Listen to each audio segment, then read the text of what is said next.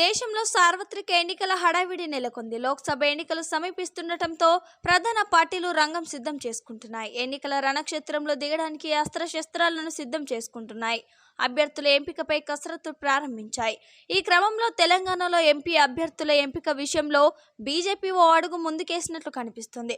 Telangana BJP MP అభ్యర్థుల జాబితా సిద్ధం చేసిన రాష్ట్ర నాయకత్వం దీనిని బీజేపీ కేంద్ర ఎన్నికల కమిటీకి జాబితా పంపినట్లు సమాచారం.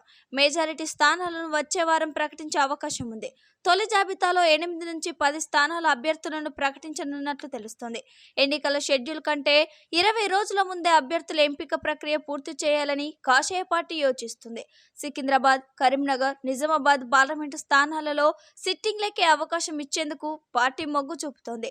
కిషన్ రెడ్డి, బండి సంజయ్, ధర్మపురి అరవిందులను తిరిగి ఎంపీలుగా పోటీలో నిలపాలని నిర్ణయించింది. ఖమ్మం, నల్గొండ, మహబూబాబాద్ పార్లమెంటు స్థానాలలో ఇతర పార్టీల నుంచి బలమైన నేతలను తీసుకోవాలని బీజేపీ యోచిస్తుంది.